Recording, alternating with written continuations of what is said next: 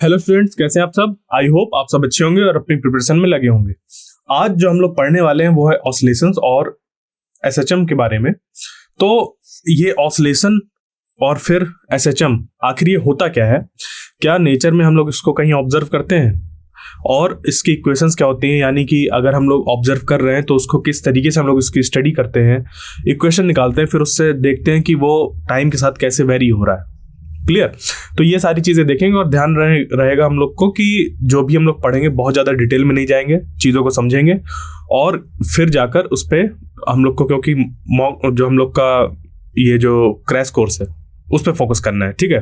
तो डेरिवेशन वगैरह नहीं लेंगे, डायरेक्ट रिजल्ट्स लेंगे। ओके, तो अब देखिए यहाँ पर क्या है कि ये जो ऑसिलेशन इन एसएचएम वाला पार्ट है, इसका जो डिवीजन है उसको मैंने इस तरीके से किया है कि आज कुछ पार्ट होगा, कल होगा, फिर जो अगला लेक्चर होगा उस पर, कल यानी कि अगले लेक्चर पर, और फिर उसके अगले लेक्चर पर होगा। तो ये चीज मैं 3 उस पर करा रहा हूं। ओके, तो ये रहा हम लोग का आज का कि पढ़ना क्या क्या है हम लोग को। एक्चुअली देखिए इसका जो सिलेबस है, ठीक है, ये यहाँ स्पेलिंग मिस्टेक है, सॉरी, ये इस जगह पर, ठीक है, टाइपिंग मिस्टेक हो गई, कोई नहीं, इग्नोर करिए। तो देखिए ये जो सिलेबस है इसका जेईई मेन का, उस सिलेबस पे हम लोग को जो आज पढ़ना है, एक्चुअली जो हम लोग का है वो ऑसिलेशन एंड एसएचएम वाला, उस पे बड़ा पार्ट है। उस पे हम लोग को आज सिर्फ क्या करना है, ऑसिलेशंस एंड पीरियोडिक मोशन के बारे में जानना है, time period and frequency, displacement as a function of time, periodic functions और simple harmonic motion and its equation. तो जो भी हम लोग का सिलेबस है इस ऑसिलेशन एंड एसएचएम से रिलेटेड, उसके सिर्फ इतने पार्ट को आज कवर करेंगे। ओके, और इसको किस तरीके से पढ़ेंगे, सबसे पहले जानेंगे हम लोग कि हम लोग का जो पीरियोडिक मोशन है वो क्या होता है, फिर ऑसिलेशन या फिर वाइब्रेटरी मोशन क्या होता है, पीरियड क्या होता है, फ्रीक्वेंसी क्या होती है, displacement as a function of time, यानी कि डिस्प्लेसमेंट हो रहा है तो टाइम के साथ कैसे डिस्प्लेसमेंट चेंज हो रहा है वो चीज जानेंगे, पीरियोडिक फंक्शन को जानेंगे कि वो क्या होते हैं, फिर सिंपल हार्मोनिक मोशन पर जंप करेंगे और उसके बाद फिर सिंपल हार्मोनिक मोशन पे ही जो चीजें आती है, जैसे कि differential equation of simple harmonic motion, displacement and amplitude, velocity, acceleration, phase and phase difference, ये सारी चीजों को हम लोग को पढ़ना है। ओके, फिर time period, frequency and angular frequency, ये वो भी किसकी, इसकी क्या कहते हैं हम लोग की, एसएचएम की frequency and angular frequency. Okay, तो ये सारी चीजें हम लोग को पढ़नी है। तो अब देखिए पीरियोडिक मोशन की अगर बात करें, ओके, कि पीरियोडिक मोशन होता क्या है, तो जैसा कि आप लोग जानते हैं कि हमारे जो दिन रात है वो होते हैं, ठीक है, हर दिन होते हैं, मतलब ऐसा नहीं होता कि रात हुई है तो फिर दिन नहीं होगा, दिन है तो फिर रात नहीं होगी, दिन है तो रात होगी, रात है तो दिन होगी। इस तरीके से वो क्या होता है, जो चीजें हैं वो अपना जो भी स्टेट है वो चेंज करती रहती है। अब ये जो दिन रात है वो होते कैसे हैं, वो इस वजह से होते हैं कि जो पृथ्वी है हम लोग की, वो पृथ्वी अपने एक्सिस पे रोटेट करती है। क्लियर। तब जाके जो हम लोग की दिन रात होते हैं वो चेंज होते हैं, दिन से रात, रात से दिन, ऐसा होता है। क्लियर। अब यही पृथ्वी जब ऐसे मूव करती है तो सीजन चेंज होते हैं और हर साल हम लोग के क्या होते हैं, सीजन, गर्मी आता है, हर बार सर्दी आती है और उसी तरीके से आती है, पहले गर्मी, बरसात, ठंड, गर्मी, बरसात, ठंड, ठीक है, ब्रॉडली। तो इस तरीके से ये चीजें क्या हो रही हैं, ये हो किस वजह से रही, क्योंकि जो अर्थ है वो एक पीरियोडिक मोशन कर रही है सन के चारों तरफ। तो पीरियोडिक मोशन की वजह से हम लोग को इस तरीके के फेनोमेना देखने को मिले। बात समझ पे आई। जिस तरीके से एक अगर कोई बच्चा स्विंग जो होता है, झूला, उस पे झूला झूल रहा हो, तो वो भी एक तरीके का पीरियोडिक मोशन है। क्यों? क्योंकि कुछ समय बाद वो उस पोजीशन पे वापस आ जाता है जिस पोजीशन से चलता है। यानी कि मान लीजिए बच्चा वो क्या कर रहा है, ऐसे ऐसे झूला झूल रहा है, तो अभी यहां पर था और वो यहां तक गया, फिर वापस यहां तक आ गया, फिर यहां से वापस गया, फिर ऐसे आ गया। तो वो ऐसे ऐसे ऐसे ऐसे लगातार जो उसका पोजीशन है वो उसी पोजीशन पर आ रहा है, जा रहा है, आ रहा है, जा रहा है, ऐसा कर रहा है। तो समय के साथ उसकी जो पोजीशन है वो ऐसा नहीं हो रही कि सिर्फ एक डायरेक्शन में बढ़ता चला जा रहा है, वो किसी जगह पर आगे पीछे उसी चीज को रिपीट कर रहा है। तो ये हो गया क्या, एक तरीके का पीरियोडिक मोशन। या फिर जैसे घड़ी है, घड़ी की सुइयां लगातार ऐसे घूमती रहती हैं। जिस पॉइंट को, अगर किसी भी पॉइंट को ऐसे चूज करें तो उस पॉइंट पे बार बार बार बार उसको क्रॉस करती रहती हैं। तो वो भी एक क्या हो गया, पीरियोडिक मोशन। या फिर इस तरीके का जो पेंडुलम होता है, ये भी एक तरीके का हम लोग का पेंडुलम ही होता है। तो इस पे ये जो ऐसा है, ये ऑसिलेट करता रहता है इधर से इधर, इधर से इधर। तो अभी मैंने एक शब्द का इस्तेमाल किया, ऑसिलेट। तो ऑसिलेट क्या होता है उसको जानेंगे हम लोग कि आखिर ये ऑसिलेशन होते क्या है। तो वहां से शब्द जो आया ऑसिलेट, वो क्या होता है। तो देखिए अभी पीरियोडिक मोशन में क्या था हम लोग का, कि जैसे पृथ्वी सर के चारों तरफ ऐसे घूम रही थी, तो वो एक ऐसा सर्कल बनाते हुए, मतलब इलिप्स होता है वैसे, बट मैं सिर्फ समझाने के लिए बता रहा हूं कि इसके चारों तरफ ऐसे ये घूम रही है। इलिप्स ले लें, कोई प्रॉब्लम नहीं। तो ये ऐसा इलिप्टिकल पाथ को फॉलो करते हुए सन के चारों तरफ एक पीरियोडिक मोशन कर रही है। कुछ समय बाद वो उसी पोजीशन पर घूम के वापस आ जा रही है, कुछ समय बाद वहीं पर आ जा रही है, इस तरीके से। तो एक ये क्या हो गया, पीरियोडिक मोशन हो गया। ये भी पीरियोडिक मोशन है, ये भी पीरियोडिक मोशन है, ये भी पीरियोडिक मोशन है।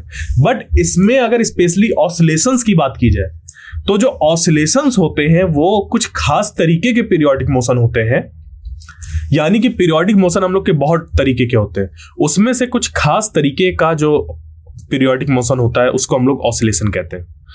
क्लियर? जैसे कि अगर एक पेंडुलम को देखा जाए, ठीक है, पेंडुलम क्या होता है, पेंडुलम में हम लोग के एक बॉब बंधा होता है या एक हैवी मास बंधा होता है, एक इन एक्सटेंसिबल स्ट्रिंग से, जो आइडल पेंडुलम कंसीडर किया जाता है। इन एक्सटेंसिबल स्ट्रिंग यानी कि ये जो स्ट्रिंग है वो खींचे नहीं। तो जब ऐसा हम लोग करते हैं और इसको हल्का सा अपनी ये वाली जो पोजीशन होती है, इससे हल्का सा इसको ऐसे पुश करते हैं, तो ये ऐसे ऐसे ऐसे ऐसे ऐसे ऐसे करता रहता है।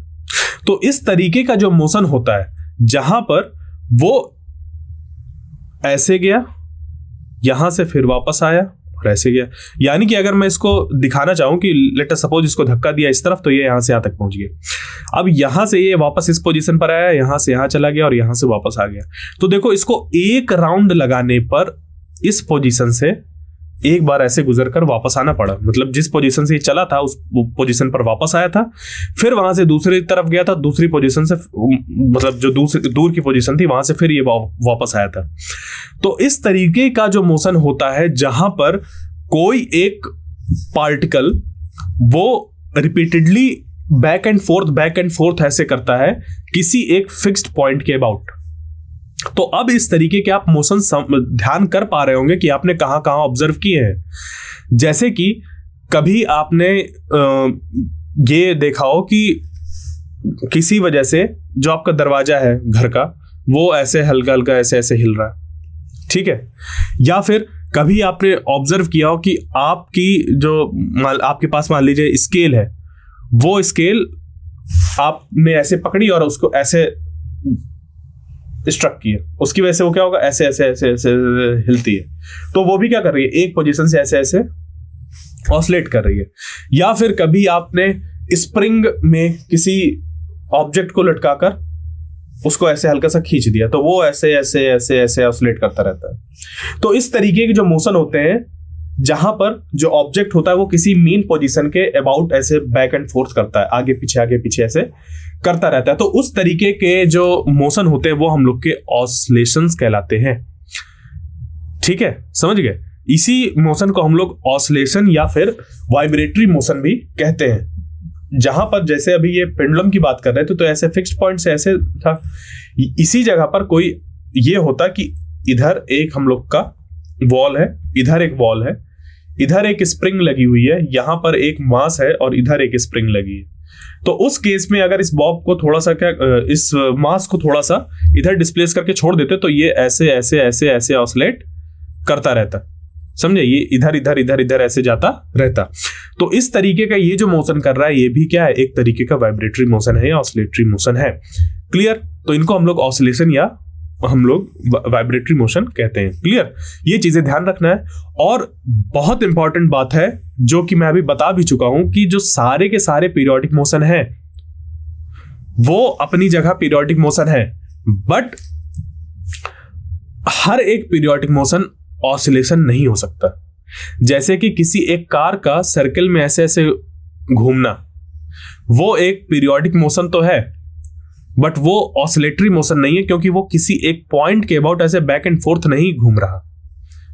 ओके, तो कार का ऐसा गोल गोल घूमना किसी ट्रैक पर ऐसे, वो एक पीरियोडिक मोशन है, क्योंकि कुछ समय बाद वो अपनी पोजीशन को क्या कर रहा है, पार कर रहा है। क्लियर?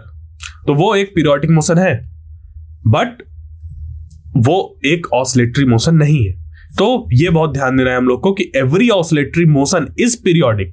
मतलब कोई भी ऑसिलेटरी मोशन चूज करो वो पीरियोडिक होगा, बट जरूरी नहीं है कि हर एक पीरियोडिक मोशन ऑसिलेटरी मोशन हो। जैसे कि ये पीरियोडिक तो है, बट ये ऑसिलेटरी नहीं है। ये ऑसिलेटरी है और ये पीरियोडिक भी है, क्योंकि पीरियोडिक की सिंपल सी डिफिनेशन होती है कि किसी टाइम पीरियड के बाद, किसी समय के बाद, समय अंतराल के बाद वो क्या करे, अपनी उसी पोजीशन से गुजरे। क्लियर? बट ऑसिलेशन में थोड़ा सा और स्पेसिफिक हो जाता है। इस वजह से हम लोग इसको इस तरीके से समझ सकते हैं कि अगर हम लोग के पीरियोडिक मोशंस पूरे इतने ढेर सारे हैं तो ऑसिलेशन उसमें से एक पार्ट है। ओके, ये ऑसिलेशन है और ये पीरियोडिक मोशन है। Okay, clear? तो अब चलते हैं आगे और जानते हैं कि अभी जैसे पीरियोडिक मोशन बोल रहे हैं हम, तो इस पे पीरियड की क्या बात है, पीरियड क्या है आखिर?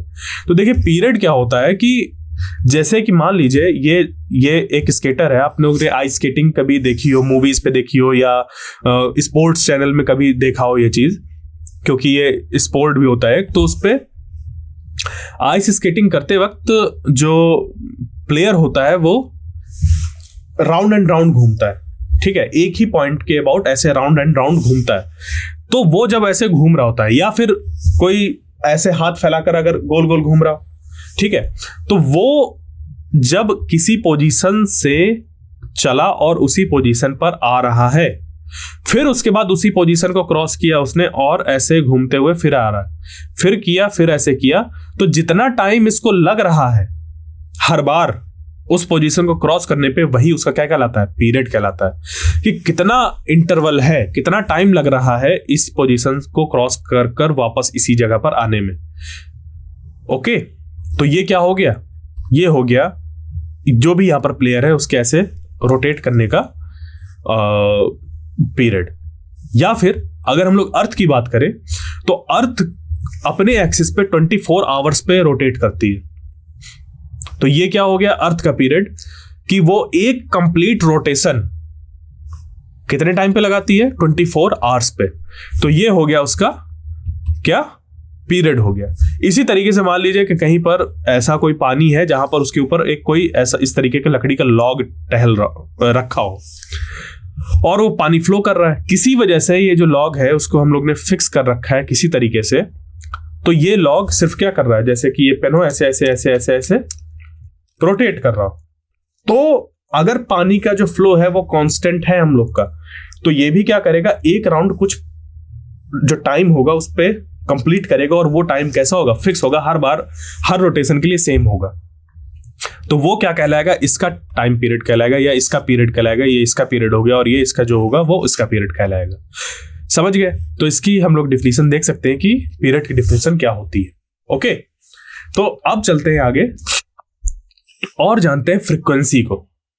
अभी हम लोग ने क्या समझा कि पीरियड क्या होता है, कि जहां पर कि किसी पोजीशन को अगर कोई ऑब्जेक्ट एक पर्टिकुलर टाइम पर बार बार क्या कर रहा है, रिपीट कर रहा है। जैसे कि 24 घंटे में एक रोटेशन कंप्लीट होना अर्थ का, वो एक तो 24 आवर्स क्या है, उसका पीरियड है।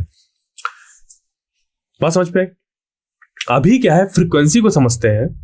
तो फ्रीक्वेंसी कुछ इस तरीके से है जैसे कि मैं ऐसे बैठा हूं, लेट अस सपोज, और इस पोजीशन से मैं क्या करूं, इधर जाऊं, फिर इधर जाऊं, फिर इधर जाऊं। तो मैं क्या कर रहा हूं, इस पोजीशन के अबाउट मान लीजिए कि मैं 1 सेकंड में इधर से उधर जा रहा हूं। ठीक है, 1 सेकंड में इधर से उधर जा रहा हूं, मतलब जो पूरा मेरा एक ऑसिलेशन है वो कितने टाइम पे कंप्लीट हो रहा है, 1 सेकंड पे।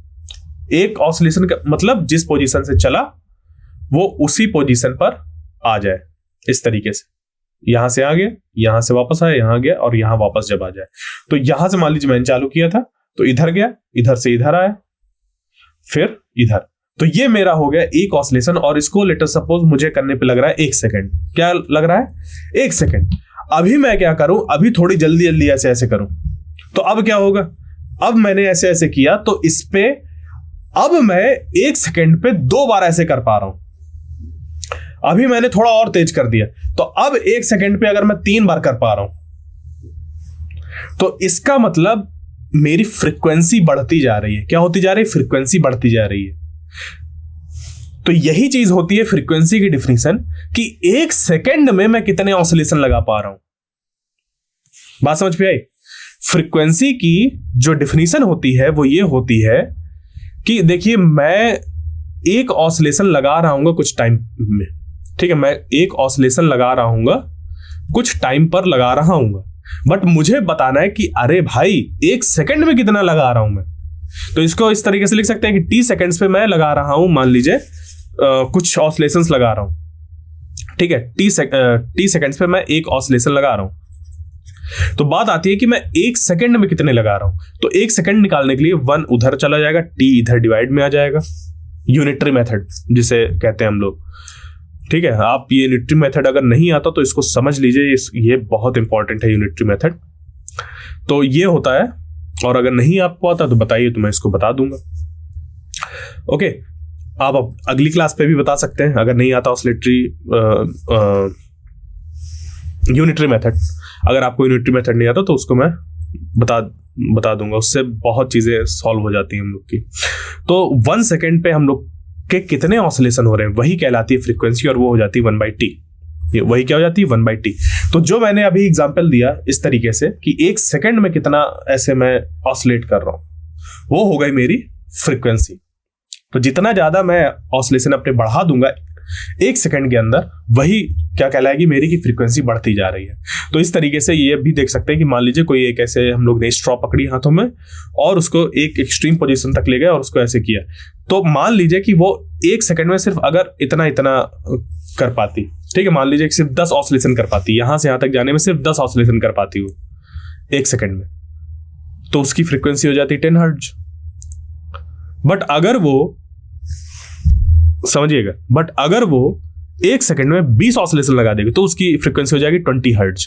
तो फ्रीक्वेंसी की जो हम लोग की यूनिट होती है वो हर्ट्ज होती है, तो 20 हर्ट्ज हो जाएगा। क्लियर? तो अगर हम लोग को नंबर ऑफ ऑसिलेशंस पता है 1 सेकंड में, ठीक है, अगर आपको नंबर ऑफ ऑसिलेशंस पता है 1 सेकंड में, तो आप डायरेक्ट लिख सकते हैं n हर्ट्ज फ्रीक्वेंसी, ठीक है, ये ध्यान रखिएगा।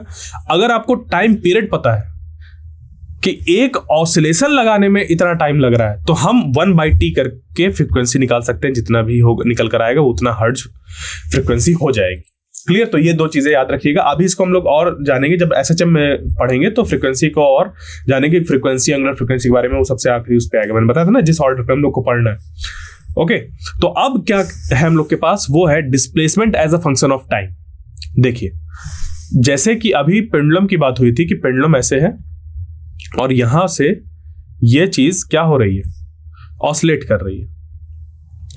तो इस पे ये तो बोल सकते हैं ना कि इस पे एक डिस्प्लेसमेंट हो रहा है, क्योंकि देखिए ये जो ऑब्जेक्ट है या ये जो बॉब है, ये मास जो है, वो अपनी इस मीन पोजीशन से, मीन पोजीशन, इसको हम लोग क्या कहते हैं? मीन पोजीशन, जहां पर ये ऐसे रुका होता है, इस मीन पोजीशन से ये क्या कर रहा है? एक बार ऐसे राइट की तरफ जा रहा है, उसके बाद वहां से ये वापस आ रहा है। तो ये वाली जो पोजीशन होती है इसको एक्सट्रीम कहते हैं। क्या कौन सी पोजीशन कहते हैं? एक्सट्रीम पोजीशन, ये मीन पोजीशन। और यहां से वापस आया वो, और उसके बाद ये फिर इस तरफ एक्सट्रीम पोजीशंस पे जाता है और वापस आ जाता है मीन पोजीशन पर। तो ये हो जाता है एक हम लोग का ऑसिलेशन कंप्लीट। तो क्या अगर हम लोग ये यहां पर देखें कि ये ऑब्जेक्ट जो था वो डिस्प्लेस हुआ, वो यहां से डिस्प्लेस हुआ और मैक्सिमम डिस्प्लेसमेंट उसका यहां तक हुआ। अब क्योंकि हम लोग डिस्प्लेसमेंट की बात कर रहे हैं, तो जैसे ही ऑब्जेक्ट वापस आने लगेगा तो इसका डिस्प्लेसमेंट घटने लगेगा और यहां तक आते ही 0 हो जाएगा। उसके बाद फिर ये इधर बढ़ेगा और ये इधर ऐसे बढ़ेगा, और बढ़ते बढ़ते इसको अगर मैं बनाऊं तो ऐसे बना देते हैं, ठीक है ये चीज। तो यहां से बढ़ते बढ़ते क्या हुआ, फिर अपने एक्सट्रीम पोजीशन पे पहुंचा, तो इसका डिस्प्लेसमेंट फिर मैक्सिमम हो गया, और वहां से फिर ये क्या हो जाएगा, ऐसे डिक्रीज होते हुए फिर 0 हो जाएगा। तो इस यानी कि हम लोग का जो डिस्प्लेसमेंट है उसको हम लोग टाइम के फंक्शन के साथ लिख सकते हैं, क्योंकि टाइम के साथ साथ जो डिस्प्लेसमेंट है वो लगातार चेंज हो रहा है एक किसी खास मैनर पर। तो वो जो हम लोग का रिप्रेजेंटेशन होता है वो कहलाता है displacement as a function of time, और वो इस तरीके से हम लोग लिख सकते हैं। क्लियर? अगर मैं ये मानूं कि जो डिस्प्लेसमेंट है वो किधर है, वाई एक्सिस पे है, तो ये वाई एक्सिस पे हम लोग इस तरीके से लिख सकते हैं कि y is equal to f t. ये कुछ फंक्शन होगा वाई टाइम का। ओके, अब इसमें जो हम लोग को अगला चीज देखना है वो देखना है पीरियोडिक फंक्शन। ओके, तो पीरियोडिक फंक्शन का क्या मतलब होता है? पीरियोडिक फंक्शन को समझने के लिए समझ लेते हैं एकदम से हम लोग, जो कि पढ़कर आए हैं 10th क्लास में, साइन थीटा और कॉस थीटा। साइन थीटा और कॉस थीटा के साथ खास बात यह है कि अगर क्वाड्रेंट्स पे हम लोग देखें 0 डिग्री, साइन अगर अभी सिर्फ साइन की बात करें 0, 90, 180 और यहां पर 270 फिर 360। तो साइन 0 की वैल्यू होती है 0, साइन 0 की वैल्यू 0, फिर यहां साइन 90 की वैल्यू 1, यहां पर 0। तो यहां पर अब मैं लिख रहा हूं साइन 0 की वैल्यू तो हो गई 0, फिर साइन 90 की वैल्यू 1, फिर यहां पर 0, फिर यहां पर ये -1, और फिर जैसे ही साइन 360 होता है तो ये फिर से हो जाती है वैल्यू 0। यानी कि अब ये फिर से उसी जगह पर आ गया जहां से ये चला था। तो अब अगर मैं लिख देता हूं यहां पर 450, कितना लिख देता हूं 450, 450 का मतलब हम लोग लिख सकते हैं 360 और इस पे +90। क्लियर? यानी कि साइन अगर 450 की बात करी जाए, किसकी बात करी जाए, साइन 450 की बात करी जाए, तो इसको हम लोग ऐसे 2 पार्ट्स पे ब्रेक कर सकते हैं, साइन 360 +90। यानी कि अब देखिए यहां पर तो ये जो वैल्यू थी 360 आने पे वो तो 0 हो गई, उसके बाद फिर से उतनी वैल्यू बढ़ रही है। तो अगर हम लोग को साइन 450 की वैल्यू बतानी है, यानी कि इधर से ये ऐसा घूमते हुए एक राउंड कंप्लीट किया और उसके बाद ये दूसरा राउंड यहां से उसने लगा दिया। क्लियर? ऐसा दूसरा राउंड लगा दिया और दूसरा राउंड लगाते हुए वो यहां तक वापस पहुंच गया। तो ये जो रेड सर्किल पूरा एक कंप्लीट हुआ वो हो गया 360, और एक्स्ट्रा जो ये और चला वो हो गया 90 डिग्री। यानी कि जो साइन 450 की वैल्यू है वो बराबर हो जाएगी साइन 90 के। ये क्यों पॉसिबल है? क्योंकि ये जो फंक्शन है वो पीरियोडिक है। वो जैसे ही एक सर्टेन वैल्यू को क्या कर रहा है, अटेन कर रहा है, उसके बाद फिर से वो सारी वैल्यूज रिपीट होने लग रही हैं।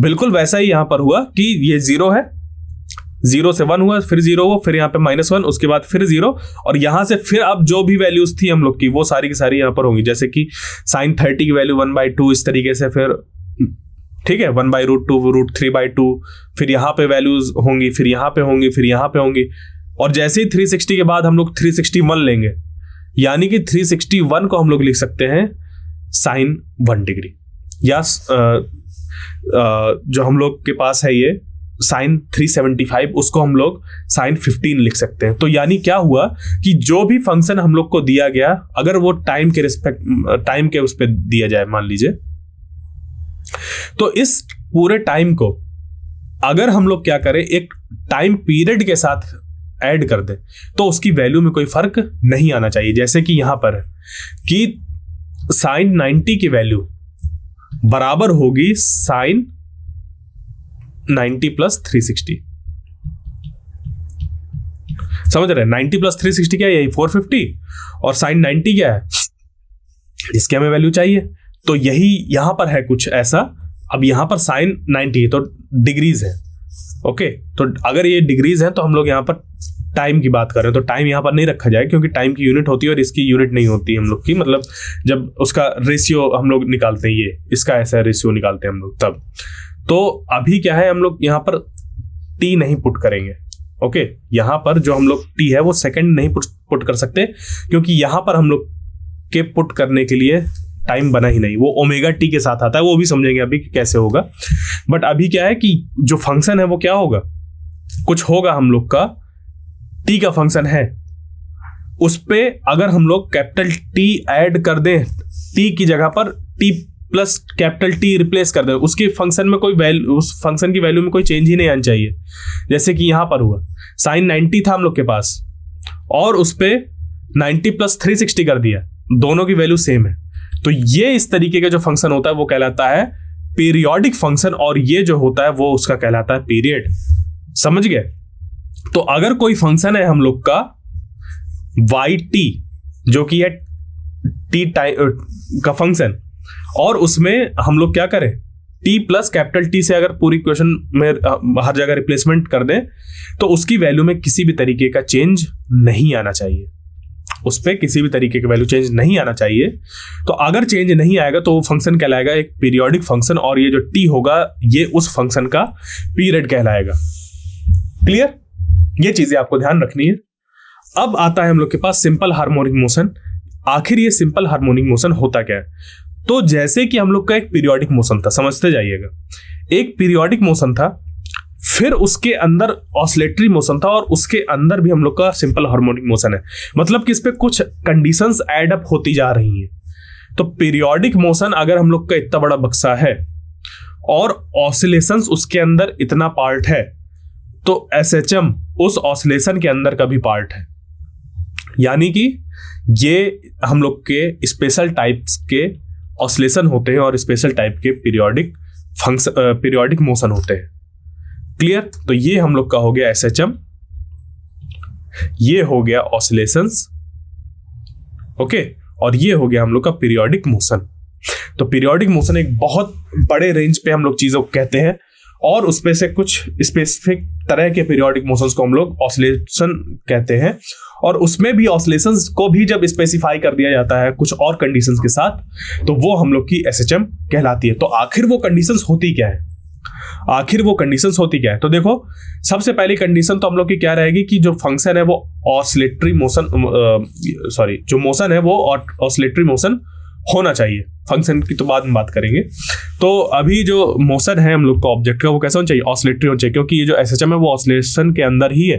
तो ऑसिलेटरी मोशन की जो कंडीशन थी वो क्या थी कि oscillatory motion in which the particles move to and fro और back and forth about a fixed point under a restoring force. यहां तक तो क्या था? यहां तक तो हम लोग का ऑसिलेशन वाला था पार्ट, ठीक, और उस पे ये चीज ऐड हो गई कि एक रिस्टोरिंग फोर्स है, और वो रिस्टोरिंग फोर्स की अब कंडीशन जैसे ही लग जाती है, अब जैसे ही उस रिस्टोरिंग फोर्स की कंडीशन लग जाती है, वो बन जाता है हम लोग का एकदम स्पेशल टाइप का ऑसिलेशन, जिसको कि हम लोग कहते हैं सिंपल हार्मोनिक मोशन। तो उसमें जो रिस्टोरिंग फोर्स की कंडीशन होती है वो ये होती है कि जो फोर्स होना चाहिए वो डायरेक्टली प्रोपोर्शनल होना चाहिए हम लोग के -x के। क्लियर? यहां पर जो फोर्स होना चाहिए वो हम लोग के डिस्प्लेसमेंट जिस तरफ हो रहा है उसके अपोजिट डायरेक्शन में चाहिए। यहां पर माइनस का ध्यान दीजिएगा, ये माइनस यहां पर नहीं लिखा, ठीक है, टाइपिंग मिस्टेक हो गई होगी किसी से, तो कोई प्रॉब्लम नहीं इस पे, यहां पर ये माइनस आ जाएगा। ओके, तो f is directly proportional to -x, f is proportional to -x, यानी कि अब इस इक्वेशन को समझ लेते हैं तो हम लोग का जो सिंपल हार्मोनिक मोशन है वो समझना बहुत आसान हो जाएगा। देखिए, जैसे कि ये क्या है, हम लोग के पास ये एक ब्लॉक, ये एक रिजिड वॉल है मान लीजिए, ये मूव नहीं करेगी, और क्या है, अब इसके सामने एक स्प्रिंग लगी हुई है, उस स्प्रिंग से जुड़ा हुआ एक ऑब्जेक्ट। ये ऑब्जेक्ट क्या था, ये थी इसकी इक्विलिब्रियम पोजीशन, मतलब कि शुरुआत में ये ऑब्जेक्ट यहां कहीं ऐसे रखा रहा होगा, ठीक है, ये शुरुआत में ऐसा रखा रहा होगा इस जगह पर। अब हुआ क्या इस पे, वो देखते हैं कि इसको क्या किया गया, ऐसे डिस्प्लेस किया गया। तो इसके डिस्प्लेसमेंट की डायरेक्शन क्या है, क्योंकि इसको मीन पोजीशन से ऐसे डिस्प्लेस किया गया है, तो इसकी डिस्प्लेसमेंट की डायरेक्शन है इस तरफ। इसकी डिस्प्लेसमेंट की डायरेक्शन क्या है, इस तरफ है ऐसे, ओके, इसकी डिस्प्लेसमेंट की डायरेक्शन इस तरफ है। जबकि इसमें लगने वाला जो रीस्टोरिंग फोर्स है वो किधर है, इस तरफ। यानी कि अगर हम लोग रीस्टोरिंग फोर्स बोल रहे हैं तो F directly proportional to x लिख सकते हैं, बट अगर हम लोग को इसको जनरलाइज करना है कि फोर्स कैसा है, तो इसको हम लोग को यहाँ पर माइनस पुट करना होगा कि इसमें जो फोर्स लग रहा है वो किधर लग रहा है, डिस्प्लेसमेंट की डायरेक्शन के अपोजिट। ओके, समझ गए? तो थोड़ी सी टेक्निकलिटी यहां पर यह है कि आपको अभी उस पर ज्यादा जाना नहीं है, जो टेक्निकलिटी उस पर जाना नहीं है, अभी आपको सिर्फ ये समझना है कि जिस तरफ डिस्प्लेसमेंट हो रहा है हम लोग का, डिस्प्लेसमेंट की डायरेक्शन के अपोजिट डायरेक्शन में हमेशा फोर्स एक्ट होगा। समझ गए? ये चीज हमें ध्यान रखनी है। ओके, और इसी को जब हम लोग प्रोपोर्शनलिटी के साइन हटाते हैं तो F इक्वल टू माइनस के एक्स आ जाता है, जहां पर जो के होता है उसको फोर्स कांस्टेंट कहते हैं, या कभी कभी इसको स्प्रिंग कांस्टेंट भी बोला जाता है। ओके, बात क्लियर? तो ये जो के होता है ये हम लोग का एक बहुत इंपॉर्टेंट रोल प्ले करता है इस SHM को मेंटेन करने में, क्योंकि जो SHM है वो हम लोग का एक तरीके का ऑसिलेशन वाला मोशन है, ऑसिलेटरी मोशन है, और उस पे एक खास तरीके की कंडीशन है, वो क्या है कि F is proportional to minus x. जिस डायरेक्शन में डिस्प्लेसमेंट उसके अपोजिट डायरेक्शन में फोर्स होता है। क्लियर? ये हम लोग को ध्यान रखना है। इसको अगर हम लोग लिखना चाहें तो ऐसे भी लिख सकते हैं वेक्टर नोटेशन पे। Okay, clear? तो अब चलते हैं आगे, और आगे हम लोग इस पे क्या देखेंगे कि यही जो सिंपल हार्मोनिक मोशन है, अब क्योंकि हम लोग को सिंपल हार्मोनिक मोशन को इस तरीके से पढ़ना है कि हम किसी भी जगह पर बता सकें कि ये जो ऑब्जेक्ट है वो कैसे मूव कर रहा है, किधर जा रहा है, किधर नहीं जा रहा है, ये सारी चीजें बता सके। तो इसको बताने के लिए क्या होगा कि हम लोग क्या करेंगे, इसकी एक डिफरेंशियल इक्वेशन फॉर्म कर लेंगे, जिससे कि हमारे पास एक सॉल्यूशन निकल कर आएगा, और उस सॉल्यूशन की हेल्प से इसकी ट्राजेक्टरी बताई जा सकती है कि टी समय पर ये जो ऑब्जेक्ट है वो कहां पर होगा, या टी समय पर इसकी वेलोसिटी कितनी होगी, या टी समय पर इसकी फ्रीक्वेंसी क्या होगी। वैसे फ्रीक्वेंसी तो हम लोग की इस तरीके से टी समय पे ऐसे नहीं निकलती है, बट कहने का मतलब ये है कि हम लोग उस मोशन की फ्रीक्वेंसी निकाल सकते हैं। क्लियर? क्योंकि अगर हमें वो डिफरेंशियल इक्वेशन पता चल जाए, तो जो डिफरेंशियल इक्वेशन होती है SHM की, वो होती है ये एक, अगर लीनियर सिंपल हार्मोनिक मोशन हो रहा है तो वहां पर कुछ इस तरीके की जो इक्वेशन होती है वो फॉर्म होती है। अब देखिए, इसको अगर मैं रिलेट करूं, जो बगल में ग्राफ बना हुआ है और ये जो यहां पर दिखाई दे रहा है, तो देखिए ये जो ऑब्जेक्ट है इसकी ये क्या है, मीन पोजीशन है। ये क्या है, ये मीन पोजीशन है। इस पोजीशन से जब ये यहां तक पहुंच जाएगा तो एक्सट्रीम में पहुंच गया, और फिर जैसे ही उस एक्सट्रीम से ये वापस आएगा तो ये चला जाएगा ऐसे नीचे की तरफ। ठीक है, इस पे चला जाएगा ये नीचे की तरफ, और फिर ये इसी मीन पोजीशन के अबाउट ऑसिलेट ऐसे करता रहेगा। तो इस ऑसिलेशन को अगर हम टाइम के रिस्पेक्ट में एक ग्राफ ड्रॉ करें तो कुछ इस तरीके का ग्राफ हम लोग का निकल कर आता है। ये क्यों आता है, इसको अगर हम लोग समझना चाहें तो ऐसे समझ सकते हैं कि एक कोई, मान लीजिए कि ये जो ऑब्जेक्ट था उस पर पेन लगा हुआ है। ठीक है, लेट अस सपोज ये जो ऑब्जेक्ट है इस पे एक पेन लगा हुआ है। ये जो पेन मैं दिखा रहा हूं ये जो है ऐसे हिल रहा है, इसी को मान लीजिए यही लगा हुआ है। अब ये जो बॉल है ये बार बार क्या कर रही है, ऊपर नीचे जा रही है। इस मीन पोजीशन के अबाउट ये बॉल ऊपर नीचे जा रही है, तो ये ऊपर गई नीचे गई, ऊपर गई नीचे गई, ऊपर गई नीचे गई, ऐसे ऐसे जा रही है। ठीक है, तो ये इसी जगह पर ऐसे ऐसे हो रहा है।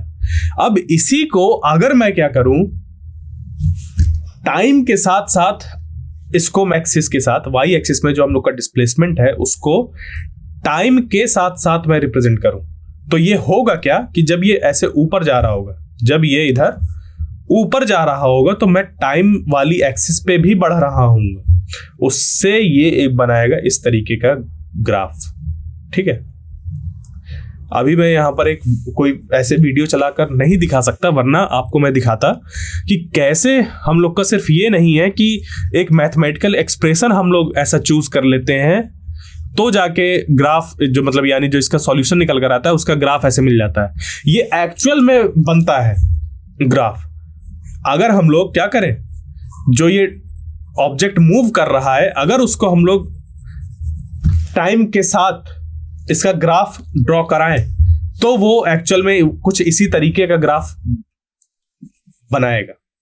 ओके, तो कोशिश करूंगा कि अगले वाले जो इसका लेक्चर होगा उस पर मैं आपको वहीं से स्टार्ट करूं, वहीं से वो ग्राफ दिखाते हुए आपको स्टार्ट करूं वो चीज़ कि किस तरीके से वो ग्राफ बनता है। सिर्फ ये मैथमेटिक्स नहीं है, ये एक्चुअल में भी इसी तरीके से चीज़ आएगी। ठीक है, मतलब देखिए, अगर आपके सामने इक्वेशन है और उस पर आपको कुछ नहीं दिखाई दे रहा, सिर्फ नंबर्स दिखाई दे रहे हैं, अलजेब्रा दिखाई दे रही है, ट्रिग्नोमेट्री दिखाई दे रही है, तो वो मैथ्स है। अगर उस इक्वेशन में आपको कोई फिजिकल फेनोमेना दिखने लगा तो वो फिजिक्स है। क्लियर? तो यही थोड़ा सा अंतर होता है मैथ्स और फिजिक्स में। तो फिजिक्स में हम लोग मैथ को एज अ टूल यूज करते हैं जो नेचर में चीजें हो रही हैं उसको समझने के लिए। ओके, तो अभी क्या मानकर चलते हैं कि हम लोग के पास ये रिप्रेजेंटेशन आ जाएगा। तो देखिए, ये जो इक्वेशन है ये डिफरेंशियल इक्वेशन है, यानी कि ये क्या कर रही है, एक इक्वेशन ऑफ मोशन हम लोग इसको कहेंगे। जैसे कि आपने ये देखा होगा d2x by dt2 is equal to ma, ऐसा होता है ना, फोर्स के बराबर। ये भी क्या होती है हम लोग की, ये इक्वेशन ऑफ मोशन ही होती है ना।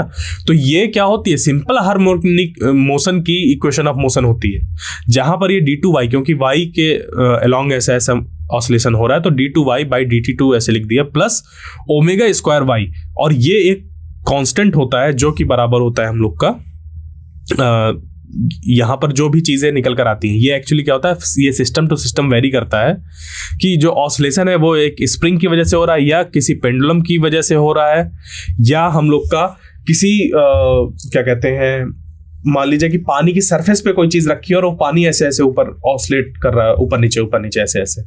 तो वो सब अलग अलग चीज़ों की प्रॉपर्टीज पे ये जो ओमेगा होता है वो डिपेंड करता है। तो अलग अलग कंडीशन में हम लोग इसको निकालते हैं। ओके, अभी इस पे जो है और क्या है कि अगर हम लोग का लीनियर सिंपल हार्मोनिक मोशन के बजाय कोई एंगुलर सिंपल हार्मोनिक मोशन हो, यानी कि जैसे कि मैंने अभी पेंडुलम की बात करी, पेंडुलम को हम लोग एक एंगुलर सिंपल हार्मोनिक मोशन की तरह ट्रीट करते हैं इन लिमिट ऑफ स्मॉल ऑसिलेशन। ठीक है, यानी कि यहाँ से जो डिस्प्लेसमेंट हम लोग लेते हैं वो बहुत छोटा सा डिस्प्लेसमेंट लेते हैं। ये ऑब्जेक्ट सिर्फ यहाँ से थोड़ा सा इधर से इधर इसको डिस्प्लेस कराते हैं, बिल्कुल थोड़ा सा, और उस थोड़े में ऐसे ऐसे वो ऑसिलेट करता रहता है। क्लियर? ये कुछ ऐसा इस तरीके से कराते हैं एक्चुअली, और ये इतने थोड़े में ऐसा वो ऑसिलेट करता रहता है। क्लियर? ये ऐसा मीन पोजीशन, ये इधर आएगा और ये इधर, इतने थोड़े से में ही करता रहता है ऑसिलेट, ऐसे ऐसे ऐसे ऐसे ऐसे। ठीक है, तो उस केस में ये जो थीटा होता है वो हम लोग का यहाँ पे ऐसे बनता है कि कितना वेरी कर रहा है थीटा मीन पोजीशन से, मतलब अगर देखें तो ऐसे थीटा जाएगा और फिर ये मतलब पूरा ऐसे बनता जाएगा, वो एंगुलर डिस्प्लेसमेंट बताता है थीटा। ओके, तो वो बन जाएगा ऐसा। बट यहां पर क्या हुआ, सिर्फ चेंज हुआ थीटा, एंगुलर के लिए थीटा आ गया। लीनियर सिंपल हार्मोनिक मोशन था, वाई डायरेक्शन में ऐसे ऑसिलेट कर रहा था तो वाई रखा था। अगर ये स्प्रिंग ऐसे रखी होती, ऐसे ऑसिलेट कर रहा होता एक्स एक्सिस पे, तो ये यहाँ पर d2x बाई dt2 हो जाता। क्लियर? समझ गए? तो ये चीजें हमें ध्यान रखनी है सिंपल हार्मोनिक मोशन के केस में। अब है हम लोग के पास उसी सिंपल हार्मोनिक मोशन में डिस्प्लेसमेंट और एम्पलीट्यूड की बात। तो देखिए, अभी ये जो इक्वेशन थी, इस इक्वेशन का सॉल्यूशन होता है हम लोग का ये, यानी कि इसको अगर हम लोग यहां पर y की जगह पुट कर दें तो ये हम लोग का इक्वेशन सॉल्व हो जाएगा। जैसे कि इस इक्वेशन को सॉल्व करके हम लोग x की वैल्यू निकालते हैं, यहां पर हम लोग x की वैल्यू निकालते हैं ना, तो उसी तरीके से यहां पर भी हम लोग क्या करते हैं, ये जो वेरिएबल होता है उसकी वैल्यू निकालते हैं और वो कुछ निकल कर आती है ऐसे, y is equal to a sine omega t, और जहां पर जो ओमेगा होता है वो होता है k/m। ये निकल के कैसे आती है, क्योंकि ये जो f होता है इसकी जगह पर हम लोग पुट कर देते हैं -kx। तो जब इसकी जगह पर यहाँ पे -kx पुट कर देते हैं तो ये m आ जाता है नीचे डिवाइड पे, फिर पूरा का पूरा आ जाता है चला जाता है उस तरह। तो d2y लिखना चाहे तो y लिख सकते हैं, यहाँ पर x की जगह y लिख देंगे, तो d2y बाई dt2 और इक्वल टू हो गया -k/my। उसके बाद फिर ये हो जाएगा d2y by dt2 plus omega square y is equal to 0। तो ओमेगा स्क्वायर क्या हो गया हम लोग का, k/m। ठीक है, क्योंकि देखिए माइनस के बाई एम वाई था, वो इधर आया तो प्लस में हो गया, और के बाई एम को बोल दिया गया ओमेगा स्क्वायर, तो ये हो गया के बाई एम। अब ये जो के है वो हम लोग का अलग अलग चीज पे डिपेंड करता है कि किस तरीके का हम लोग स्प्रिंग ले रहे हैं या किस तरीके की उसकी प्रॉपर्टी है। अगर कुछ और ले लें, जैसे कि अभी वाटर की बात करी, वाटर के सरफेस में कोई चीज ऑसिलेट कर रही है, तो वहां पर हम लोग की सारी चीजें चेंज हो जाएंगी, वहां पर तो ये पूरा का पूरा एक्सप्रेशन ही चेंज हो जाता है, वो तो आगे की बात है। ओके, तो यहां पर हम लोग को उस वहां तक नहीं जाना, क्योंकि वहां से अभी हम लोग के क्वेश्चन नहीं आएंगे इस पे। ये चीज आप लोग को इस पे ध्यान देनी है कि ये सॉल्यूशन होता है इस डिफरेंशियल इक्वेशन का। ओके, तो अब देखिए ये सॉल्यूशन आ गया, इसमें आप देख पा रहे हैं जो ये है वो है कि किसी टाइम टी पर ये y जो है वो कितना अपना डिस्प्लेसमेंट शो कर रहा है, ठीक है। और ये जो a है वो है मैक्सिमम डिस्प्लेसमेंट, जिसको कि हम लोग क्या कहते हैं, एम्पलीट्यूड भी कहते हैं। यानी कि अगर इसको समझना है आपको तो इसको ऐसे समझ सकते हैं कि ये जो स्प्रिंग वाला सिस्टम था, ठीक है, ये जो स्प्रिंग वाला सिस्टम था, उस स्प्रिंग वाले सिस्टम पर क्या हो रहा है कि जो ऑब्जेक्ट लगा हुआ है वो ऊपर नीचे y की डायरेक्शन पे ऐसे ऑसिलेट कर रहा है ऊपर नीचे, ठीक है। इस तरीके से ऊपर नीचे जब ऑसिलेट कर रहा है तो मान लीजिए उसकी जो मीन पोजीशन है वो इस जगह पर, वो जब पहुंचा ये इसका सेंटर ऑफ मास, इस पूरे ऑब्जेक्ट का सेंटर ऑफ मास जब यहां पर पहुंचा, ठीक है, इस लेवल पर पहुंचा, तो हुआ क्या कि हम लोग इसको बोल देंगे y। क्या बोल देंगे? y। क्या बोल दिया? इसको बोल दिया y। ओके, ये हो गया y। और यहां से ये जो चीज चली, ये जो ऐसे चीज चली, इसमें अभी ये क्योंकि बीच रास्ते में था, अभी ये ऊपर जाकर बिल्कुल इस पॉइंट पर भी पहुंच सकता है। तो ये जो चीज होगी जहां पर y बराबर a हम लोग कंसीडर कर लेंगे, वो हो जाएगा इस ऑसिलेशन का एम्पलीट्यूड की मीन पोजीशन से वो जो एक्सट्रीम तक मैक्सिमम डिस्प्लेसमेंट होता है वो उसका कहलाता है एम्पलीट्यूड। क्या कहलाता है? एम्पलीट्यूड। क्लियर? बात समझ पे आई? फिर से मैं बोल दूं कि जैसे मीन पोजीशन है, मीन पोजीशन से एक्सट्रीम पोजीशन पर जो मैक्सिमम हम लोग का ऐसा डिस्प्लेसमेंट होता है वो कहलाता है ये ए एम्पलीट्यूड। और रास्ते पर किसी भी जगह का जो हम लोग का कोऑर्डिनेट होता है वो होता है y, ठीक है। इस पूरे ऑसिलेशन में यहां से यहां तक ऐसे जो ऑसिलेशन हो रहा है इसके मीन पोजीशन के अबाउट ऐसे ऐसे, तो मान लीजिए जब ऑब्जेक्ट इस जगह पर था, ठीक है, ऑब्जेक्ट अगर इस जगह पर था तो ये क्या होगा कि ये इधर से ऐसे, इसको हम लोग अगर ये ऐसे कर रहा था, मान लीजिए y डायरेक्शन में ऐसे हो रहा था, इसको ऐसे बना देते, ठीक है। मीन पोजीशन, ये ऊपर एक्सट्रीम, इधर मीन, इधर एक्सट्रीम। ओके, तो ये यहां पर ये ऐसे मीन हो गया, ये इधर एक्सट्रीम हो गया, ये इधर एक्सट्रीम हो गया, और यहां पर ये जो भी किसी भी पोजीशन पर हम लोग ऐसे कंसीडर करें तो ये कहलाएगा इसका y, ठीक है, डिस्प्लेसमेंट ऐसा। ओके, समझ पे आया?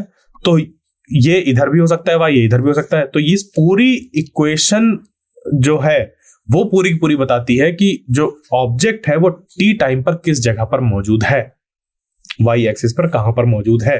और जो ये a होता है वो होता है इसका मैक्सिमम डिस्प्लेसमेंट, और उसी को क्या कहते हैं? एम्पलीट्यूड कहते हैं। और ये जो ओमेगा होता है वो होता है 2π/T, यानी कि इसको हम लोग एंगुलर फ्रीक्वेंसी कहते हैं। इसको हम लोग आखिरी पर भी देखेंगे, बट इसको यहां पर भी समझ सकते हैं कि ये हो गई हम लोग की एंगुलर फ्रीक्वेंसी, क्योंकि हम लोग जानते हैं कि 1 टाइम पीरियड जो होता है वो होता है फ्रीक्वेंसी। वो क्या होता है? फ्रीक्वेंसी। और फ्रीक्वेंसी को हम लोग न्यू से भी रिप्रेजेंट करते हैं। सिर्फ रिप्रेजेंट करने का तरीका है एफ ना उसको बोलकर, न्यू, इस सिंबल को न्यू कहते हैं ऐसे करते हुए। तो ये जो बना हुआ है इस तरीके का, तो इस सिंबल को हम लोग यूज करते हैं एफ की जगह पर। तो 2π इंटू 1/T, 2π जो 1/T था वो बन गया न्यू। तो ओमेगा होता है 2π न्यू, जहां पर न्यू जो होती है वो होती है लीनियर फ्रीक्वेंसी और ओमेगा होता है एंगुलर फ्रीक्वेंसी। ये एक कन्वर्जन होता है हम लोग का चीजों को सिंपल करने के लिए। क्लियर? तो ये हम लोग को देखना है।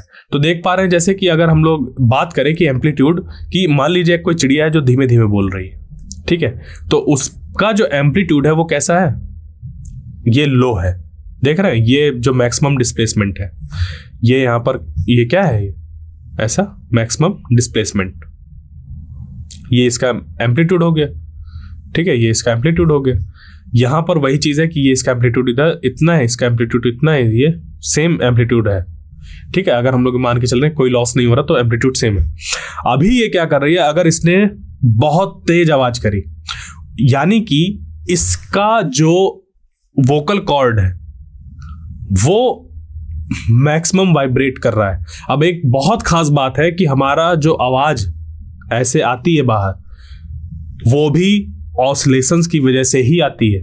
अगर ऑसिलेशंस नहीं हो रहे होते तो हमारी आवाज ऐसे नहीं निकलती, या हमारी क्या किसी की भी नहीं निकलती, समझ गए। और अभी आज थोड़ी निकल भी नहीं रही है, सर्दी हो गई है। तो अभी यहां पर क्या है कि ये जो बर्ड है वो क्या है, सॉफ्टर बोल रही है, यानी कि जो उसका एम्पलीट्यूड है वो कम है।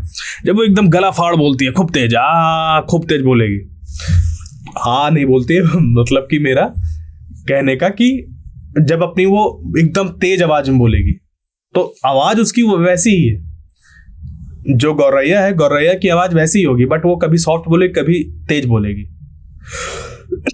तो वहां पर उसका एम्पलीट्यूड ऐसे बढ़ा हुआ होगा। क्यों? क्योंकि उसका वोकल कॉर्ड भी उतनी ही ज्यादा मैक्सिमम एम्पलीट्यूड के साथ, मतलब मैक्सिमम डिस्प्लेसमेंट के साथ हो रहा होगा वाइब्रेट।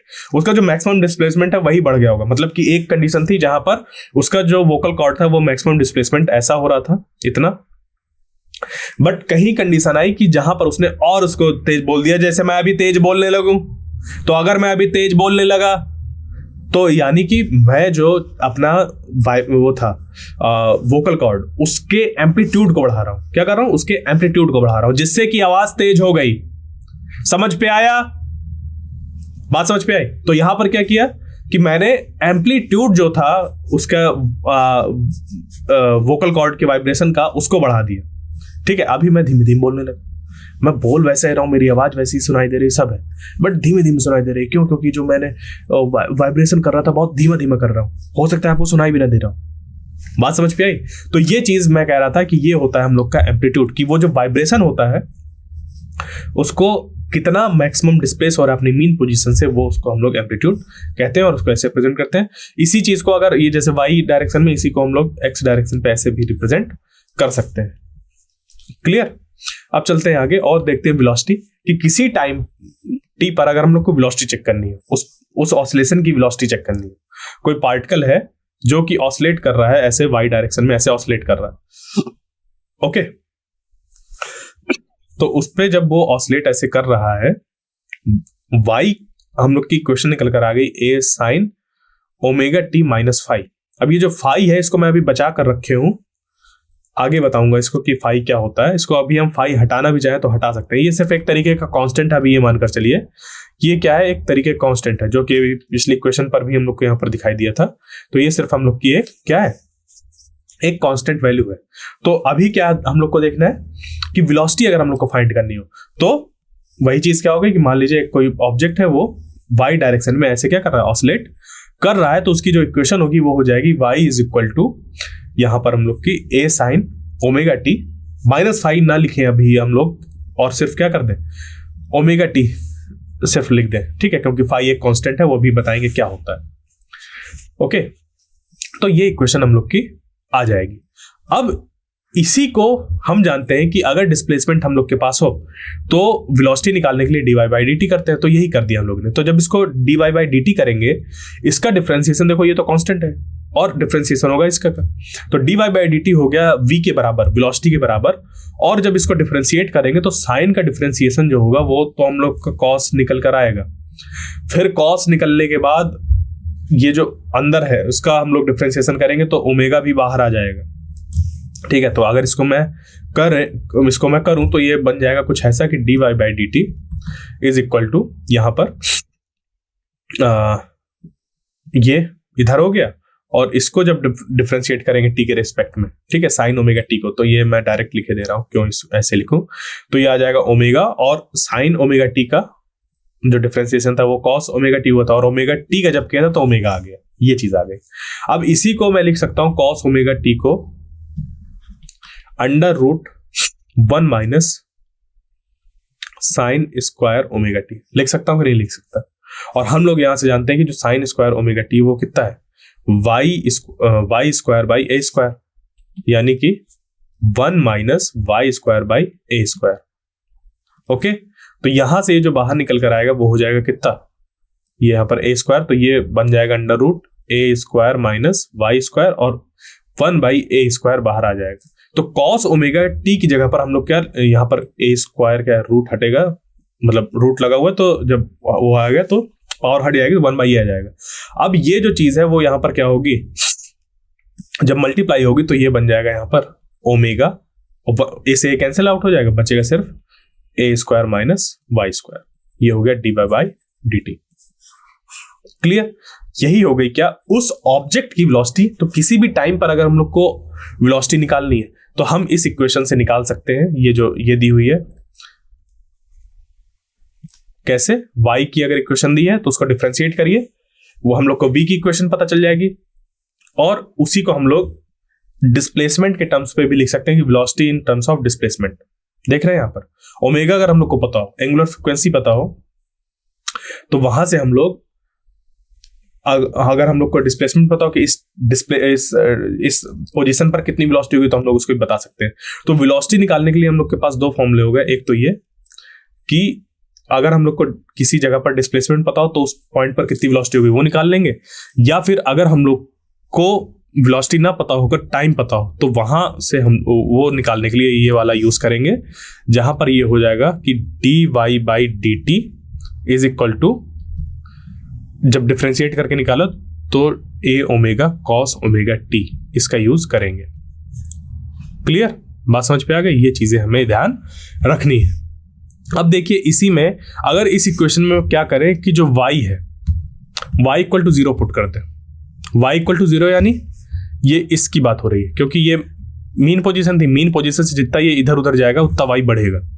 तो यहां पर जब है ये, तो y इक्वल टू क्या है, 0 है, इस जगह पर y इक्वल टू 0 है। तो जब यहां पर y इक्वल टू 0 है, यानी कि y इक्वल टू 0 पे जब यहां पर पुट कर देंगे तो जो v होगा वो हम लोग का a ओमेगा निकल कर आ जाएगा वेलोसिटी, और यही हो जाती है मैक्सिमम वेलोसिटी। यानी कि जब भी ऑसिलेशन हो रहा होता है तो मीन पोजीशन पर वेलोसिटी मैक्सिमम होती है। तो ये ध्यान रखिए यहां से पॉइंट कि एट मीन पोजीशन जो वेलोसिटी होती है वो मैक्सिमम होती है, और एक्सट्रीम पर जाके वो क्या होती है, मिनिमम हो जाती है। कैसे मिनिमम यानी 0 हो जाती है, कैसे अब समझिए।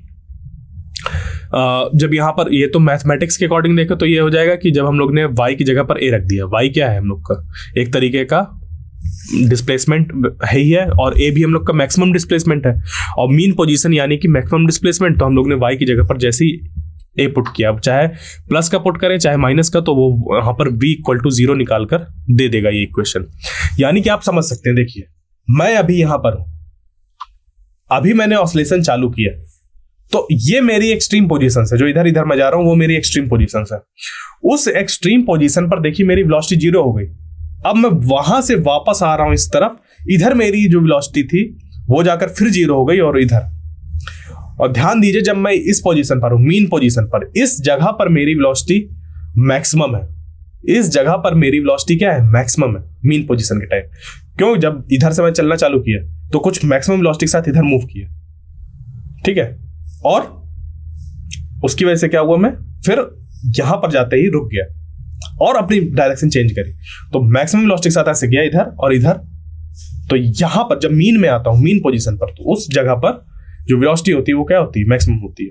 तो आप इसको और इस तरीके से समझ सकते हैं कि जैसे ये है, ये मान लीजिए पेन इधर से इधर ऐसे ऐसे जा रहा है, तो जब एक्सट्रीम पे था वो कैसा है, उसका हम लोग की जो वेलोसिटी है वो 0 हो रही है, बट जब वो सेंटर पर है उस जगह पर उसकी वेलोसिटी मैक्सिमम है, तभी वो उसको दूसरी तरफ ले जा पा रहा है। ठीक है, तो ये चीजें आपको ध्यान रखनी है इनसे रिलेटेड। अब बात आती है एक्सेलरेशन की, तो एक्सेलरेशन निकालने के लिए वही है कि जो dy बाई dt है उसको हम लोग एक बार और डिफरेंशिएट कर देंगे, तो वो निकल कर आ जाएगा d2y बाई dt2। क्लियर, तो d2y बाई dt2 जब हम लोग करेंगे तो वो निकल कर आ जाएगा हम लोग का एक्सेलरेशन, जो कि बराबर होगा माइनस ओमेगा स्क्वायर y। आप इसको निकाल सकते हैं, तो ये निकल कर आ जाएगा। और अब बात आती है कि जो मीन पोजीशन होता है, जब हम लोग y इक्वल टू 0 पुट करेंगे तो एक्सेलरेशन 0 हो जाएगा। ठीक है, जहां पर वेलोसिटी मैक्सिमम होती है हम लोग की, वहां पर एक्सेलरेशन 0 होता है, और जहां पर हम लोग की जैसे एक्सट्रीम पोजीशन थी जहां पे वेलोसिटी 0 थी, वहां पर एक्सेलरेशन मैक्सिमम होता है। अब समझिए इसका खेल। जब मैं यहां पर था और ऐसे ऑसिलेट कर रहा था, ठीक है, ऐसे ऑसिलेट कर रहा हूं, तो मीन पोजीशन पर मेरी वेलोसिटी जो है वो मैक्सिमम है, बट वहां पर मुझे कोई एक्सेलरेशन नहीं चाहिए, क्योंकि अब तो वेलोसिटी मेरे पास है। वो वेलोसिटी तो मैं डिक्रीज करते हुए चला जाऊंगा बाहर, और जब एक्सट्रीम पोजीशन पर पहुंचूंगा वहां पर मैक्सिमम एक्सेलरेशन लगेगा टुवर्ड्स द सेंटर, कि चलो वापस, कहां चले जा रहे हो। ठीक है, तो ये होगा चीज कि यहां से एकदम जब मैं इधर जाऊंगा तो यहां पर मैक्सिमम एक्सेलरेशन लगेगा, मुझे वापस खींचेगा सेंटर पर आने पे, और जैसे ही मैं सेंटर की तरफ आता जाऊंगा फिर कहेगा अरे आ गया सेंटर की तरफ, तब तक मेरे पास वेलोसिटी हो जाएगी, और फिर मैं उस वेलोसिटी के साथ भाग जाऊंगा दूसरी तरफ, फिर वो कहेगा आओ इधर। तो इस तरीके से ये जो ऑसिलेशन है वो चलता रहेगा। ठीक है, डिस्प्लेसमेंट होगा और वेलोसिटी कन्वर्ट होगी, और जो एक्सेलरेशन है वो हम लोग का इस तरीके से एक्ट करेगा। समझ गए? तो ये चीजें हमें ध्यान रखनी है। अब बात आती है फेज की, कि फेज आखिर क्या होता है। तो फेज हम लोग का कुछ नहीं है। फेज यहां पर लग रहा है इस यहां पर इमेज फर्क नहीं कर रही। ठीक है, इसको हटाइए, छोड़िए इसको। तो देखिए फेज आखिर क्या होता है। फेज हम लोग का एक ऐसा फिजिकल क्वांटिटी होता है जो कि हम लोग को बताता है पोजीशन और डायरेक्शन ऑफ मोशन। ठीक है, किसी भी मोमेंट पर, किसी भी टाइम पर हम लोग को बताता है कि किस तरीके से चीज हो रही है। इसको हम लोग फाई से डिनोट करते हैं। तो ये जो अभी शुरुआत में आया था ना ऐसे फाई, वो हम लोग का एक तरीके का फेज ही है। तो sine omega T minus phi, ये पूरा का पूरा हम लोग का फेज ही कहलाता है। ये जो पूरा चीज है जहां पर ये ओमेगा टी माइनस फाई है, ये पूरी की पूरी इसको हम लोग फेज ही कहते हैं। अब देखिए सिर्फ फाई लिखने का मतलब ये है कि साइन फाई भी हम लोग इसको लिख सकते हैं। क्लियर? इसको हम लोग साइन फाई भी लिख सकते हैं। अब फाई को ही हम लोग ओमेगा टी माइनस फाई लिख दे रहे हैं, यानी कि देखिए चीज ये वही है, फाई और ओमेगा टी माइनस फाई वही है, सिर्फ क्या कर रहे हैं, रिप्लेस कर रहे हैं।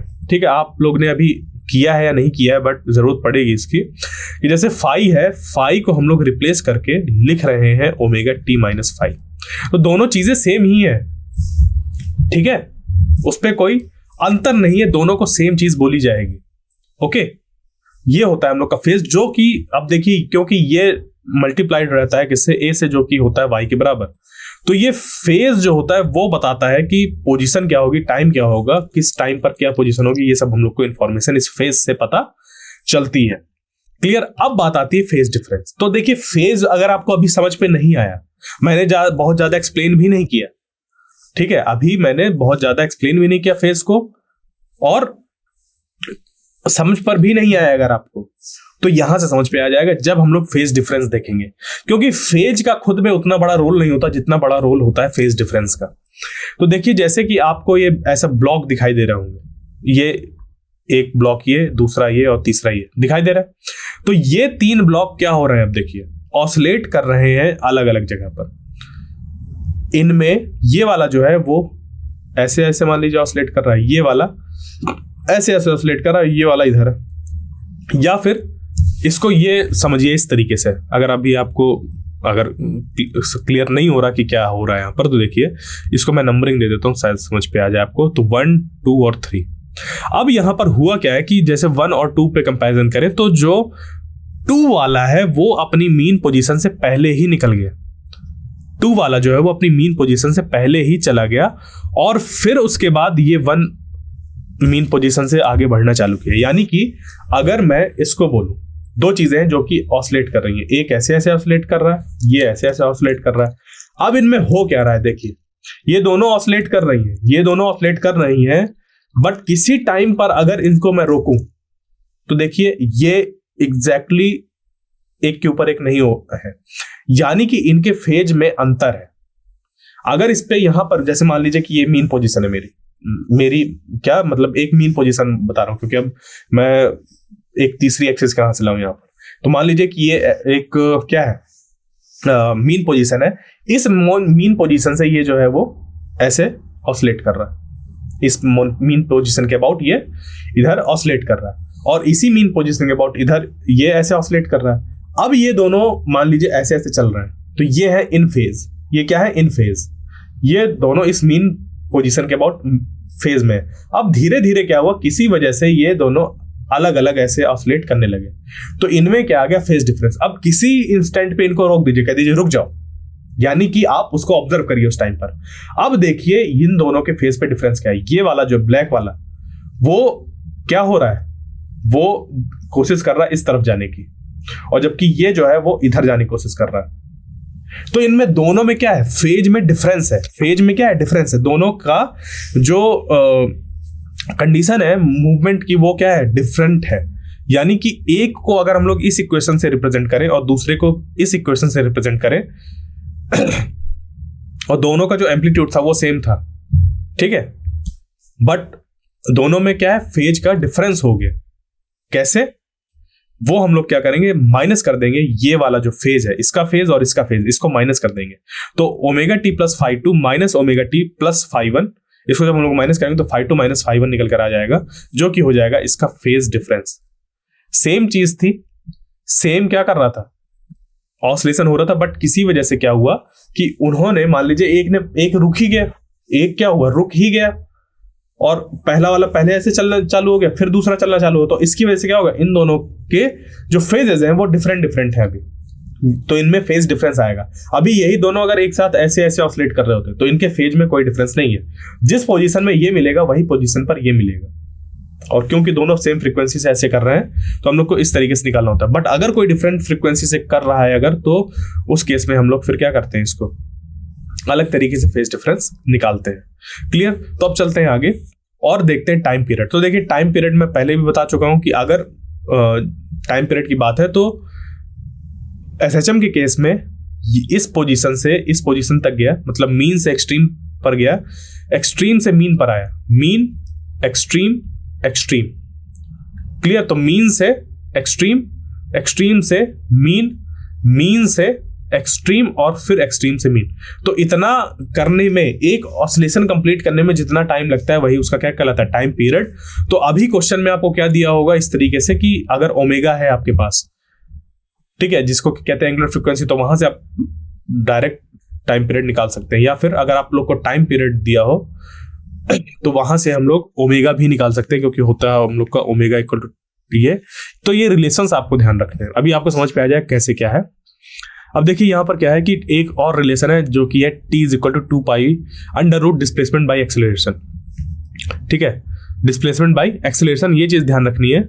तो अगर आपके पास ये चीज आ जाती है कि इक्वेशन है जैसे y is equal to a capital a ले लेते हैं, कंफ्यूज मत हो जाएगा, ये एम्पलीट्यूड हो गया, ये एक्सेलरेशन है ये वाला ए। तो ए साइन ओमेगा टी, ये आपके पास क्या हो गया, एक इक्वेशन हो गई। अब देखिए ये ध्यान दीजिएगा, ओमेगा टी की जगह पर प्लस फाई भी ऐसे लिख सकते हैं।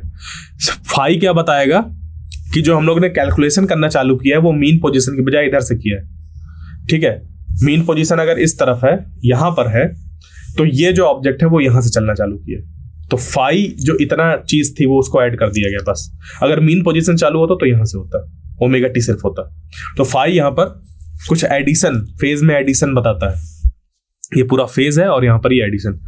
ओके, तो ये यहां पर क्या हो गया, टाइम अगर हम लोग बात करें तो टाइम पीरियड जो हम लोग का निकल कर आएगा वो अगर इस तरीके से है, इसको हम लोग d2y बाई dt2 कर देंगे तो निकल कर आ जाएगा एक्सेलरेशन, और जो डिस्प्लेसमेंट है हम लोग का y उस t टाइम पर कितना है और वहां पर एक्सेलरेशन कितना है उसी टाइम पर, उसको हम लोग जब डिवाइड कर देंगे और अंडर रूट लेकर फिर 2 पाई से मल्टीप्लाई कर देंगे तो टाइम पीरियड निकल कर आ जाएगा। ये कहीं और से नहीं निकल कर आया, ये वही जो डिफरेंशियल इक्वेशन ऑफ हम लोग की एसएचएम थी वहां से निकल कर आया है। अब इसमें और चीज देखते हैं, वो है फ्रीक्वेंसी और एंगुलर फ्रीक्वेंसी। तो फ्रीक्वेंसी हम लोग की ये होती है जो कि मैं बता चुका हूँ, एंगुलर फ्रीक्वेंसी भी बता चुका हूँ कि ये होती है। ठीक है, अभी एंगुलर फ्रीक्वेंसी को समझने में सिर्फ आप इतना समझिए कि जो लीनियर फ्रीक्वेंसी होती है, यानी कि जो ऑब्जेक्ट ऐसे ऐसे ऑसिलेट कर रहा होता है। ठीक है, अब इसको हम लोग को क्योंकि मैथमेटिकल एक्सप्रेशन में लगाना होता है, और मैथमेटिकल एक्सप्रेशन में ये वाली फ्रीक्वेंसी हम लोग की नहीं जाती। ओके, तो हम लोग इसको कन्वर्ट कर देते हैं किस पे, 2 पाई से मल्टीप्लाई कराकर एंगुलर फ्रीक्वेंसी में, एंगल वाली फ्रीक्वेंसी, क्योंकि जो इक्वेशन निकल कर आती है वो हम लोग की साइन थीटा वाली निकल कर आती है, y is equal to a sine theta, और जो थीटा होता है हम लोग का वो बराबर होता है ओमेगा टी के। ठीक है, जो थीटा होता है वो बराबर होता है हम लोग का ओमेगा टी के, जहां पर जो ओमेगा होता है वो एंगुलर वेलोसिटी या एंगुलर फ्रीक्वेंसी के लीजिए, थीटा है एंगुलर डिस्प्लेसमेंट, यहां पर ओमेगा को एंगुलर फ्रीक्वेंसी बोलिए या एंगुलर वेलोसिटी, सेम चीज है। तो थीटा को यहां पर रिप्लेस करके ओमेगा टी कर देते हैं, और इस ओमेगा को हम लोग रिलेट कर देते हैं फ्रीक्वेंसी के साथ, जो होता है हम लोग का ये रिलेशन। क्लियर? तो ये चीजें ध्यान रखनी है और यहां से इसको करना है। मैं भी बहुत ज्यादा डीप में जा रहा हूं, कैसे आ रही हैं चीजें ये सब नहीं बता रहा हूं, ये अभी आपको ध्यान रखना है। तो इससे रिलेटेड चीजें हम लोग को करनी है। ओके, तो आइए चलते हैं, लगाते हैं कुछ क्वेश्चन को इससे रिलेटेड। तो ये रहा हम लोग का पहला question, the displacement of a particle is represented by equation y is equal to sine cube omega t, the motion is. अब देखिए इन्होंने दे दिया कि एक डिस्प्लेसमेंट दिया हुआ है एक पार्टिकल का, जो कि रिप्रेजेंट हो रहा है इस इक्वेशन से, y equal to sine cube omega t. तो अब हमें बताना है the motion is non periodic, periodic but not simple harmonic, simple harmonic with period this much, मतलब ये जो टी है वो इतना होगा, सिंपल हार्मोनिक है बट उसका जो टी है वो इतना है, या फिर सिंपल हार्मोनिक है विथ पीरियड दिस। तो देखिए अगर कोई जो मोशन है वो नॉन पीरियोडिक है, वो कैसे पता चलेगा? अगर उस पर हम लोग यहां पर क्या करें, टी की जगह टी प्लस टी प्लेस करें, मतलब टी को रिप्लेस कर दे टी प्लस टी से, और इसकी वैल्यू पे चेंज ना आए, तो वो होता है पीरियोडिक फंक्शन, और उसी से हम लोग का पीरियोडिक मोशन भी रिप्रेजेंट होता है। ओके, तो ये चीजें हमें देखनी है कि ऐसा है क्या। अगर वैसा हो जाता है, यानी कि पीरियोडिक मोशन निकल कर आ जाता है, तो पीरियोडिक मोशन अगर एक बार निकल कर आ गया तो हम लोग को ऑसिलेशन देखना होता है कि वो ऑसिलेटरी मोशन है या नहीं।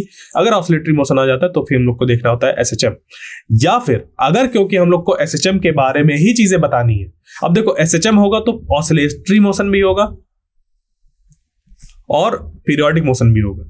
ठीक है, ये ध्यान देना कि अगर एसएचएम है हम लोग का तो ऑसिलेटरी मोशन भी होगा और पीरियोडिक मोशन भी होगा। तो अगर हम लोग एसएचएम वाली जो इक्वेशन है, डिफरेंशियल इक्वेशन, उसका यूज करके ही चीजें निकाल ले तो बाकी चीजें तो पता ही चल जाएंगी हम लोग को, क्योंकि एसएचएम के बारे में अगर पता कर लिए तो इसके और इसके बारे में तो चीजें पता ही चल जाएंगी हम लोग को। ओके, तो यही इसी चीज को हम लोग लगाएंगे यहां पर कि ये जो y is equal to sine cube omega t है, इसको यूज करेंगे वो जो डिफरेंशियल इक्वेशन थी d2y by dt2 plus omega square y is equal to 0, यानी कि हम लोग y को 2 बार डिफरेंशिएट करेंगे टाइम के रिस्पेक्ट में, और यहां पर पुट कर देंगे और y को यहां पर पुट कर देंगे, फिर उसको सॉल्व करके देखेंगे कि चीजें कैसे आ रही हैं, क्या नहीं आ रही हैं। ओके, तो देखिए अब इस पे क्या करना है हम लोग को, कुछ इस तरीके से इसको सॉल्व करते हैं। देखिए, तो the given equation of motion ये हम लोग को दी हुई है, इसको हम लोग क्या कर सकते हैं, इस तरीके से लिख सकते हैं कि y is equal to sine cube omega t, ये हम लोग को दी हुई है ना, तो इसको हम लोग ने लिख दिया कि 3 sign omega T minus sine omega 3 omega T divided by 4। Clear? इस जो हम लोग की एक मिनट, ये जो हम लोग की होती है एक ट्रिग्नोमेट्रिक एक्सप्रेशन जो होता है हम लोग का, ट्रिग्नोमेट्रिक आइडेंटिटी होती है, इसकी हेल्प से हम लोग इसको यहाँ पर ऐसे एक्सपेंड कर दिए साइन क्यूब ओमेगा टी को, ये हो गया। अब इसको करेंगे डिफरेंशिएट, क्योंकि साइन क्यूब से इसको डिफरेंशिएट करना थोड़ा इजी पड़ेगा। तो यहाँ से इसको डिफरेंशिएट किया तो dy बाई dt निकल कर आया, पहले ये जो डिवाइडेड बाई 4 था इसका वो कांस्टेंट था, तो ये इधर ले आएंगे मल्टीप्लाई पे। उसके बाद फिर हम लोग को निकालना है d2y बाई dt2, तो एक बार और डिफरेंशिएट करेंगे, तो जब इसको एक बार और डिफरेंशिएट करेंगे तो निकल कर आएगा ये आ गया। अब ये जो 4 है उसको फिर इधर डिवाइड पे ले आइए, तो ये इक्वेशन निकल कर आ गई। अब इसको देखिए कि क्या ये जो d2y बाई dt2 है वो कुछ इस तरीके की इक्वेशन निकल कर आ रही है, माइनस के वाई मतलब k बाई एम वाई, क्या ये ऐसी इक्वेशन निकल कर आई? यानी कि जो हम लोग की डिफरेंशियल इक्वेशन थी ऐसे, इस फॉर्म पे क्या हम इसको ला सकते हैं? नहीं ला सकते। क्यों? क्योंकि यहां पर जो y है, इधर टर्म आ ही नहीं रहा है, यहां सिर्फ टाइम का फंक्शन आ रहा है, y आ ही नहीं रहा। अगर यहां पर y भी ऐसे लिखा होता, किसी तरीके से क्या होता है, यहां पर y लिखा होता और ये चीजें क्या होती, कांस्टेंट होती, तो हम लोग का ये जो फंक्शन है y is equal to sine cube omega t, वो एक पीरियोडिक फंक्शन बन जाता। ठीक है, तो ये मतलब पहली बात तो ये एसएचएम की कंडीशन को सेटिस्फाई नहीं कर रही, जहां पर हम लोग का जो d2y बाई dt2 है वो ऐसा होना चाहिए। ठीक है, -y ऐसा होना चाहिए, तो ये है ही नहीं, यानी कि एसएचएम की कंडीशन नहीं लग रही। इसका मतलब कि एसएचएम नहीं होगा। तो अगर कोई ये हम लोग का एसएचएम नहीं होगा तो ये इस वजह से जो हम लोग का ये पूरा का पूरा जो मोशन है वो हम लोग का सिंपल हार्मोनिक मोशन नहीं होगा। तो एक बात हमें पता चल गई कि वो इस इक्वेशन को सेटिस्फाई नहीं कर पा रहा है, या इस इक्वेशन तक हम लोग नहीं पहुंच पा रहे हैं, इस कंडीशन पे नहीं पहुंच पा रहे। ये थी ना शुरुआत में कंडीशन -kx, इस कंडीशन तक नहीं पहुंच पा रहे हैं हम लोग, जहां पर जो यहां का एक्सेलरेशन है वो इस तरीके से निकल कर आ जाए हम लोग का प्रोपोर्शनल, ऐसा नहीं मिल पा रहा हमें, तो वो एसएचएम तो नहीं होगा। अब एसएचएम नहीं है तो पॉसिबिलिटी है कि हो सकता है वो एक पीरियोडिक मोशन हो। तो देखिए, क्योंकि यहां पर ये जो y equal to sine cube omega t है, यहां पर एक साइन का फंक्शन आ रहा है, और साइन जो होता है वो हम लोग का एक पीरियोडिक फंक्शन होता है। तो ये फंक्शन पीरियोडिक है, बट एक हम लोग का ये सिंपल हार्मोनिक मोशन को एग्जीक्यूट नहीं कर सकता। ये क्लियर? तो क्या हो गया हम लोग का कि ये पीरियोडिक तो है बट सिंपल हार्मोनिक मोशन नहीं है। तो ये वाला गलत होगा, ये गलत होगा और ये गलत होगा। तो ये जो हम लोग की इक्वेशन दी हुई है y is equal to sine cube omega t, ये एक पीरियोडिक है बट सिंपल हार्मोनिक मोशन नहीं है। क्लियर? तो आइए अब चलते हैं अगले क्वेश्चन पे। ये है क्वेश्चन 2। अरे ये कैसा आ रहा है एक्सप्रेशन, ये लग रहा है रेंडर नहीं हो पाया कोड इसका। एक्चुअली ये कोड लिखा जाता है तो ये रेंडर नहीं हो पाया। ठीक है, कोई नहीं, आगे अगले क्वेश्चन में चलते हैं। ठीक है, तो देखिए यहां पर क्या है हम लोग का question 3। A point mass oscillate along the x axis according to the law x equal to x0 cos omega t minus pi by 4 if the acceleration of the particle is written as this then. अब यहां पर हम लोग को बताना है कि ये जो a है उसकी क्या वैल्यू होगी और ये जो डेल्टा है इसकी क्या वैल्यू होगी। तो समझिए, देखिए, एक कोई पॉइंट मास है जो कि ऑसिलेट कर रहा है एक्स एक्सिस पे, यानी कि एक कोई पॉइंट मास है जो कि ऑसिलेट कर रहा है एक्स एक्सिस पे, ऐसे ऑसिलेट कर रहा है। ठीक है, ये ऑसिलेट कर रहा है एक्स एक्सिस पे, तो उन्होंने दे दी कि देखो ये इक्वेशन दे दी हम लोग ने कि x is equal to x0 cos omega t minus pi by 4 if the acceleration of the particle is written as this. Acceleration of particle को हम लोग अगर ऐसे लिख रहे हैं तो डेल्टा कितना होगा हम लोग का, और ये जो a है वो कितना होगा, ये चीजें हमें बतानी है। क्लियर? तो देखिए, इसको बताने के लिए क्या है कि हम लोग के पास ये जो इक्वेशन है इसका निकालेंगे d2x बाई dt2, क्योंकि यही तो एक्सेलरेशन के बराबर होता है। तो जब ये एक्सेलरेशन हम लोग निकाल लेंगे, फिर जो भी निकल कर आएगा उसको इसके साथ कंपेयर करेंगे और फिर a और डेल्टा की वैल्यू निकालेंगे। तो आइए इसको वैसे ही हम लोग को करना है। तो देखिए, ये दिया हुआ x is equal to x0 cos omega t minus pi by 4। अब यहाँ पर एक्सेलरेशन इसका जो है वो निकलेगा इस तरीके से, तो इसको डिफरेंशिएट करिए। तो जब इसको डिफरेंशिएट करेंगे तो ये निकल कर आ जाएगा कुछ a is equal to this, acceleration ये निकल कर आ गया। तो इसको अब कंपेयर कर देंगे हम लोग के पास जो इक्वेशन दी हुई थी। देखिए, यहाँ पर मैथमेटिक्स से आप इसको कर सकते हैं। यहाँ पर डिफरेंशिएशन में एकदम सिंपल सा डिफरेंशिएशन, जैसे कॉस का करते हैं साइन का करते हैं, बिल्कुल वैसा ही है। ठीक है, तो वहां पर आप डिफरेंशिएशन करिएगा, ये निकल कर आ गया। अब यहाँ पर ये जो a है इसको हम लोग कंपेयर करेंगे जो कि इक्वेशन दी थी, वो क्या दी थी, a cos omega t minus delta था या प्लस डेल्टा था, क्या था, प्लस डेल्टा था। ठीक है, तो ये प्लस डेल्टा ऐसे हम लोग ले लेंगे। इससे जब कंपेयर करेंगे तो देखो a की वैल्यू आ गई है और ओमेगा t यहाँ पर आ गया, ये चीज। क्लियर? तो उसकी वजह से क्या हुआ कि यहां पर ये जो डेल्टा है, ठीक है, डेल्टा निकल कर आ गया 3 पाई बाई 4, और जो a हो गया वो निकल कर आ गया ओमेगा स्क्वायर x0। क्लियर? समझ पे आया? मिल गया?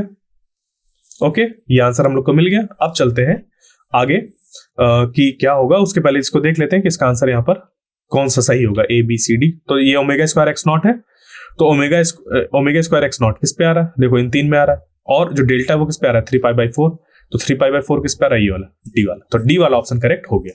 क्लियर। तो देखो एकदम सिंपल सा क्वेश्चन कि x हमारा दिया हुआ है इस तरीके से और एक्सेलरेशन हम लोग को ये दिया हुआ है, तो देखो x ये दिया हुआ है और a ऐसा दिया हुआ है और a और डेल्टा की वैल्यू पूछिए, तो यहाँ पे हमें कंफ्यूज नहीं होना, x से पहले a निकालना है फिर उसको कंपेयर करना है इससे और चीजें निकल कर आ जाएंगी, बीच में अब सिंपल मैथमेटिक्स बची। क्लियर। अब चलते हैं आगे, फिर से प्रॉब्लम है वाली, तो आई थिंक आगे भी ये प्रॉब्लम है लग रहा है क्योंकि सब में इसी तरीके से इक्वेशन लिखी हुई थी। तो कोई नहीं, आज इस सेशन को यहीं पर एंड करते हैं। आप जो अगर आपको और इस पे क्वेश्चंस को लगाने हैं तो आप jtest.tutor.ai पर जाकर वहां पर मॉक टेस्ट है, वहां पर अपने जो प्रिपरेशन है उसको चेक कर सकते हैं। फुल लेंथ मॉक टेस्ट भी है, सब्जेक्ट वाइज भी है, उस पर टॉपिक वाइज भी है, वो सारे आप जाके कर सकते हैं। और अगर आपको किसी तरीके की क्वेरी आती है तो साथी ऐप के क्वेरी सेक्शन पर जाकर वहां पर चीजें पूछ सकते हैं क्या है। तो आई होप आपको आज का जो सेशन था वो समझ पे आया होगा। अब इसके जो अगला लेक्चर होगा उस पर हम लोग क्या करेंगे, चीजों को और अच्छी तरीके से देखेंगे SHM के बारे में, उसके और कुछ क्वेश्चंस को लगाएंगे जो कि आज हम लोग नहीं लगा पाए हैं, क्योंकि इस चीजें तो पढ़ ली SHM होता क्या है, उसको अभी हम लोग क्वेश्चंस लगा कर समझेंगे कि क्या होता है, क्योंकि जो क्वेश्चन आते हैं वहीं से आते हैं। ओके, तो थैंक यू अगले सेशन तक के लिए।